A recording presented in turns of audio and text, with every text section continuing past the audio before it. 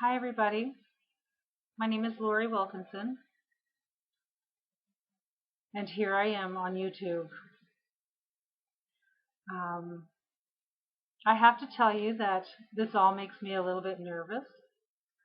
Um, I am a people person and I love talking.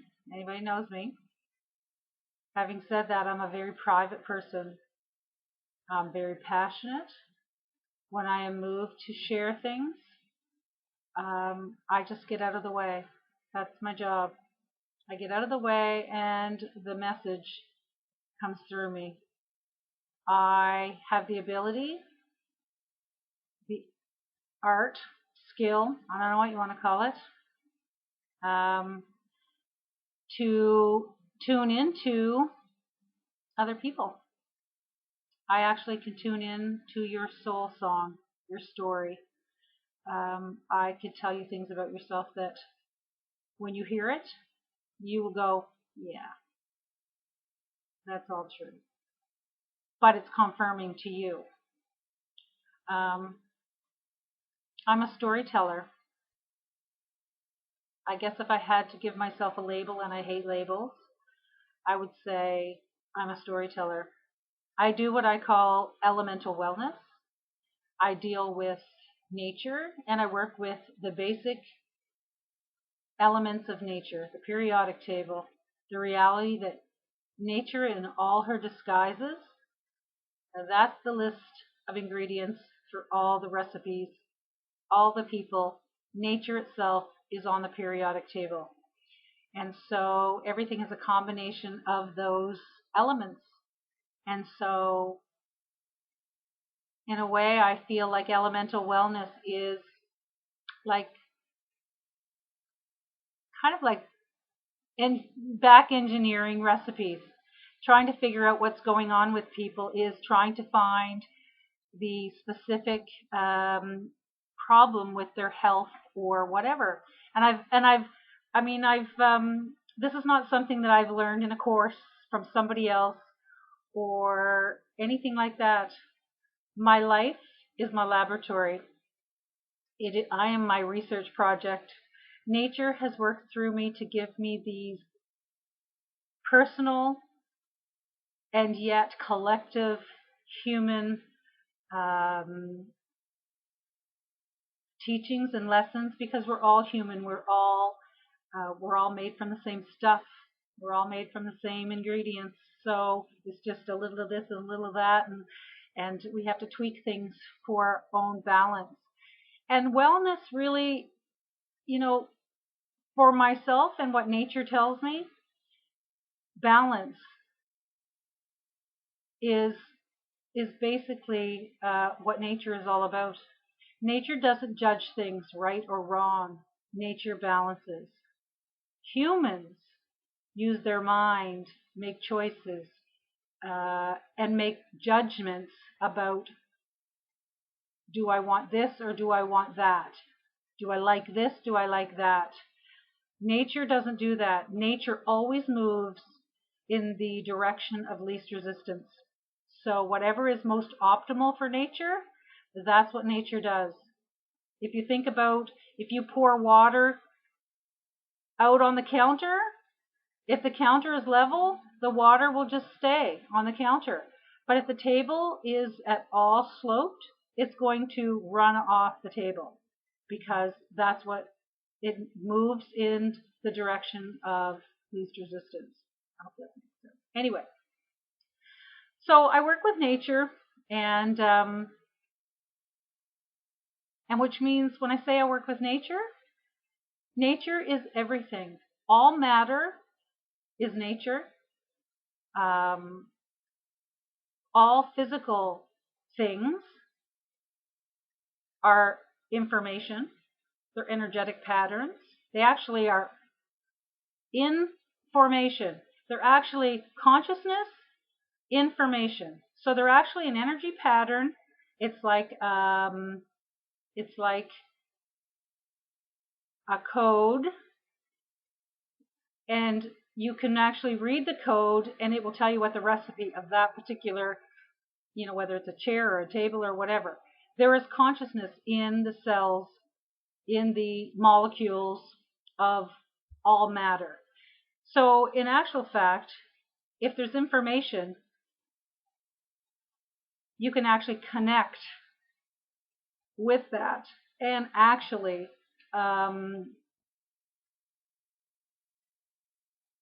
tell the story of the information. You can read the information. You can, in that way, you can alter it. You can change it.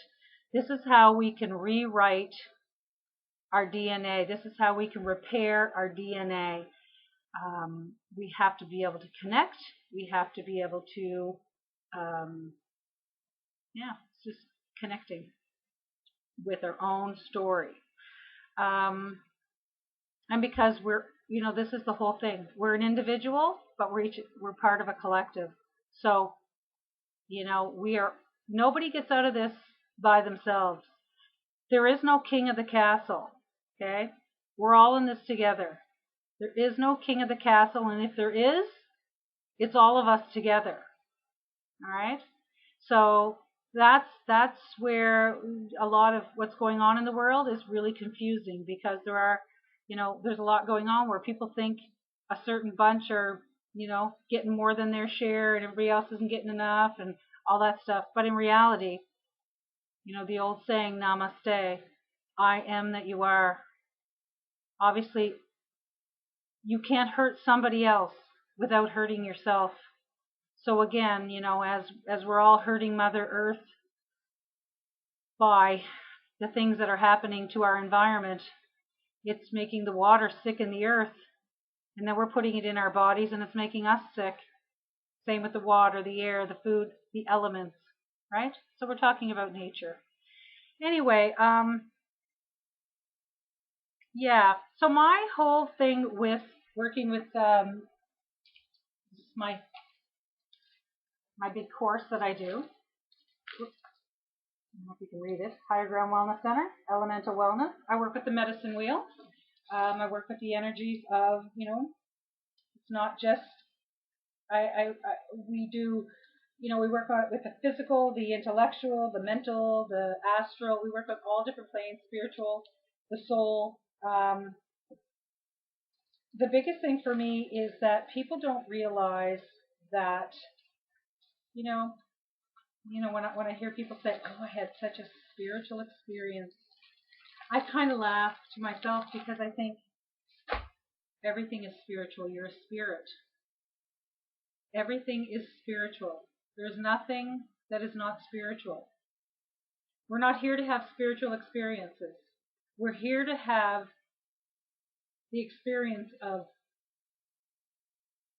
physicality. We're here to pour ourselves into a physical container, this human body, and fill every part of it with consciousness, which means going into every cell, lighting it up, putting the spirit of life into every molecule of their body. I've got lots of videos coming once I get this whole YouTube thing figured out, and I'll do courses and things like that. I got some, I think Amy Jo is going to be doing some videoing and stuff like that. Anyway, with elemental wellness, I basically say a profoundly personal process of self-realization and co-creative partnership with nature. So you're working with nature directly. It's not religious. It's not religious. It's not a religion. It's about working with nature. And in fact, most people, if you really think about it, people are already working with nature. You already know that when you go to the ocean and sit by the ocean, you feel better. When you lay on the grass, you feel better. When you sit under a tree, you feel better. That smelling flowers have an effect on your brain. Anybody who's taken it one step further knows that aromatherapy, affects the olfactory system, and the nervous system, and the immune system. I mean, these are all things that science has proven to us, and our lives reflect the level of wellness based on those things that we do. There is no question that we're already working with nature. So this isn't about, oh, some ookie cookie nature religion. No, this isn't about that. This is about being in tune with the creative spirit that lives in us and around us. And and you realize that it's part of who you are. It's not outside of you. It's not. I mean, it is inside of you, and it's outside of you, and it's all around you. So it's about connecting. And the biggest thing, the biggest barrier to connecting to that part of yourself is your ego. Ego is the part that always gets in the way of letting new things in, new ways of thinking, and that is the part that creates fear and makes you think, oh, if I take that in, it's going to change who I am. No, it doesn't change who you are. What it does is it puts light on more of who you are. And yes, it might change. It might have an effect and make you, and it might upset your lifestyle for a bit, because really, if you take in something and you realize that is true for you, as a human being, we have free will. You can choose. You can choose to say, whoa, I know that to be true, but I'm not going to do it because then it will be inconvenient for me. So you know what? You can carry on your life doing whatever you were doing before. But now that you have that information and the light bulb is on in that part of yourself, it's going to get hard. Because when you are resisting nature, you are resisting that part of yourself that wants to move you in the most optimal way. So that's something to think about, and I'll do another video about that. Overall, wholeness, you know, feeling whole as a person means different things to different people. To me, wholeness is simply the balanced expression of life.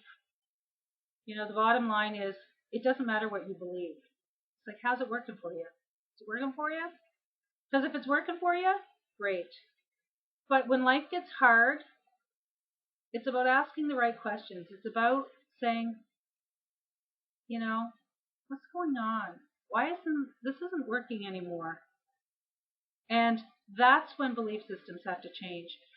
I often think the word, and I work with bibliomancy, so words, I'm going to talk a lot about words and phrases and symbology and ancient history and, the convoluted human deception that has created this crazy mess that we're living in right now in 2017. It's coming. Anyway, yeah, the word believe, the word belief, either one of them. The word belief is like two words. It's like the be lie. So, as a human being, it's like whatever life you're living, the level of your presence, whatever your beingness is, right? That's who you are. That's who you are. Who you are. The what you've got in your mind and you're attached to, as far as that's who you are, how you identify yourself, that's your be lie. That's the ego. The beliefs, oftentimes, that's the thing about beliefs. People will die. They will throw themselves in front of a tank. They will throw themselves under a bus for a hand-me-down lie that they've been indoctrinated with from church, from the military, from our government, schools, parents. It's not their truth. It's a hand-me-down be lie. It's not who they are. That's not their optimal path. Something inside of them tells them that, but they need a job, or it's what their parents want. It's what's expected, right? So we go in a direction that's not good for us at all, but we end up hurting ourselves. And when you're not, I mean, again, like I said, nobody's in this together. So when one person isn't doing what they're supposed to be doing, like what is in their best interest, then it affects the other people around them. We are no man is an island. Every person has a, it's like a solar system. Every person has people around them. And so when you're unwell, everybody around you is affected by you. So we all kind of bump into each other and things happen. It affects all of us. So this is where a family system or a body system, right? It's the same thing. If one organ in your body isn't working right, nothing works right as a system. So, yeah. So I did write something today that I wanted to share with you. I did post it on Facebook because somebody asked me to. And I'm going to read it to you. Just as I like to write, I do write a lot of poetry. I've been writing for more than 30 years. I've been writing since I was a very little girl, and I'm not 30. But anyway, so I'm going to read this to you. I don't have my glasses on, so here we are right now. So, okay, read this to you. Let's see, what am I going to call it? I'm going to call this. Actually, I'm going to try and find it on Facebook too, because I changed it a bit when I did onto my computer. Sorry about that. Alright, so I'm going to read this to you. And it is part of a book that I'm writing, so it's not quite the way it's going to end up in my book. But anyway, so I'm going to read this to you. So a friend of mine is dealing with something. She's got some fear and she's worried about it. And so we were talking about fear and um, just life and how messed up things are and stuff. So I'm going to read this to you.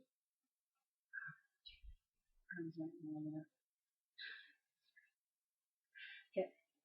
So I call this fear and faith. I wrote this to a friend this morning who is afraid and facing her fear of doing something very scary. But she has to do it. It's necessary. It's for her own good. Perhaps it might help someone else out there too. And of course, I wrote it. It's 2 cups long. Disclaimer. I'll use metaphors to paint pictures for you of how I see the human process of dealing with fear and the promise of freedom and birthing a new life for yourself. The theory behind and the process of trusting and flying as a human. Please allow for my artistic license. It's early, I'm drinking tea, and I'm not editing. I'm just typing it as it comes.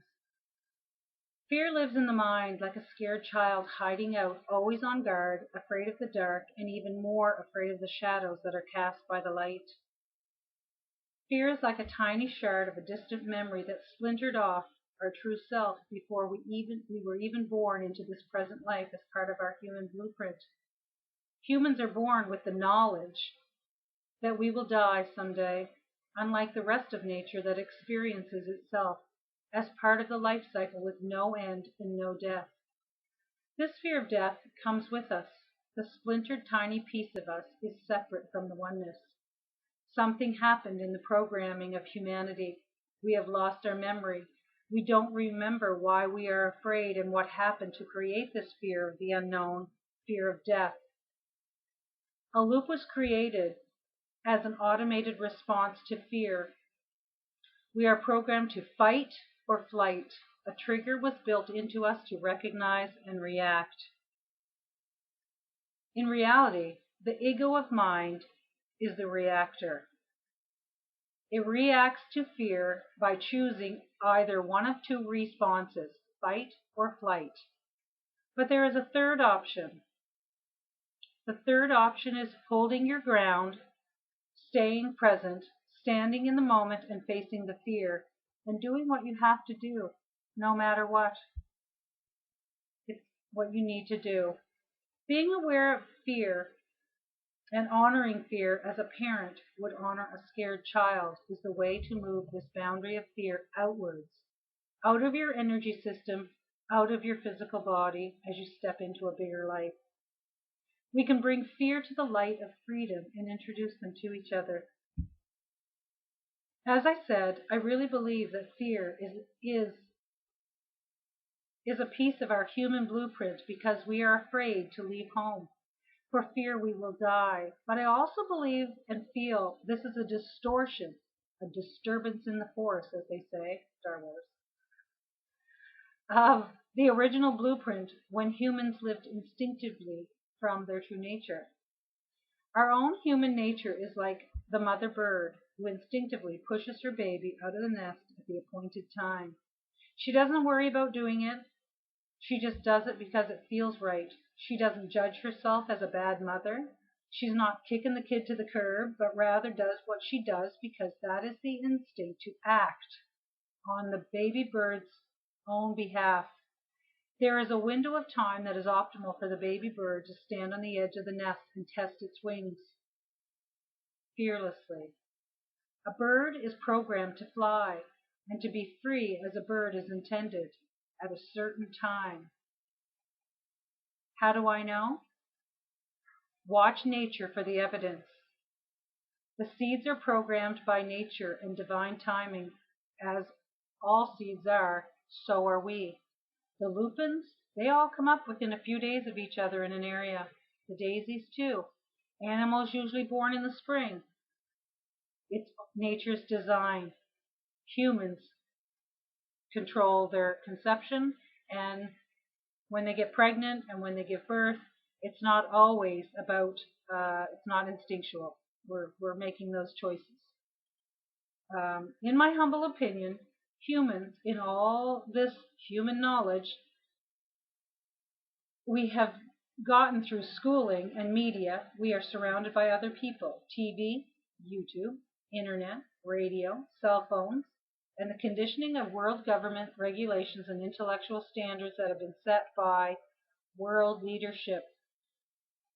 It has indoctrinated us that humans are the pinnacle of nature, that we are at the top of the food chain.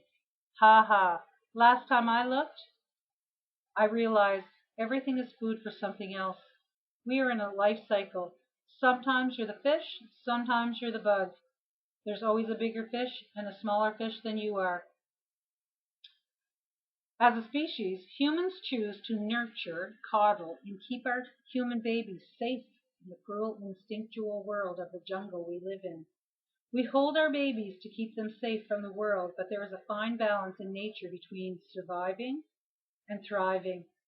If the child is held back in the nest too long, being protected from the scary unknown of life, mothers actually undermine their child's true nature of instinctual self-preservation and growing self-confidence.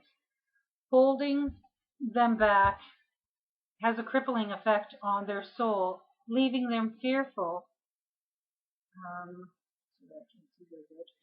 of leaving the nest and the scary future. They will believe that they cannot take care of themselves. They may leave the nest, but they will never fly free as humans are intended to. Fear cripples the soul. I really believe in the blueprint of nature that obviously works. The 5 billion years of studies are already done. The proof is in. It's all around us. And it's in us. In nature, all mothers do the same basic things. She pushes us from the nest of her body so we can fly as humans are meant to fly. Using appropriate information to make good choices and trusting our body and its infinite wisdom brings an energy of confidence and trust in the soul of the baby growing in our womb and to the mother herself. The problem with being human is not the body, it is the mind. We have free will, we choose. We have so many choices. We can live from our instinctual body of knowledge, trusting nature like the rest of the animal kingdom, or we can choose by taking in mental information and advice from other humans. Arg. And we can choose by default, which means not choosing. just following the conveyor belt of doing whatever the status quo of the culture is. Choosing is what makes us different from the mother bird. I believe most humans are basically cut off from the body and live in their minds. Most people are not human beings, they are human thinkings. They are swimming in information and drowning for lack of wisdom. Humanity has forgotten, as a species, who we are.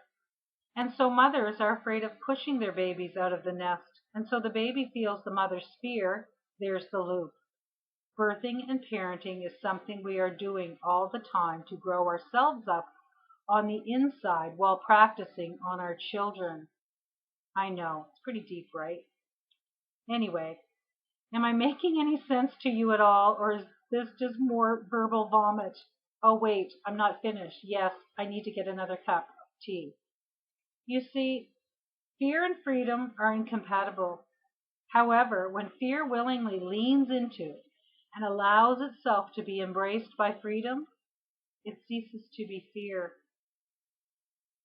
Fear is instantaneously transformed and it becomes an expression of freedom. We become whole people, body, mind, and soul. So, go get that little girl living up in your mind. Take her by the hand like a loving mother. Reassure her that you are taking good care of her. She's not going to die. That she's changing like a butterfly, being transformed into who she really is. Freedom. Take her to the edge of your mind. She is you. Show her the world of the body-mind kingdom. And say, you got this, girl. You go. Fly. Be free. Be happy. I guess that kind of became a guided meditation of sorts, didn't it? If it works, let me know. Sift through the compost, find a seed, plant it in your garden. Have a great day. So, I guess that's my first video. Comment below. Subscribe if you want. I do have a little bit of a write-up there. As I said, my webpage is highergroundwellness.com. Lots of information. Love to have some comments. If you've got any questions or comments or topics or things you'd like me to share about, love it. Send it along. Anyway, as my fabulous husband would say, that's enough. Over and out.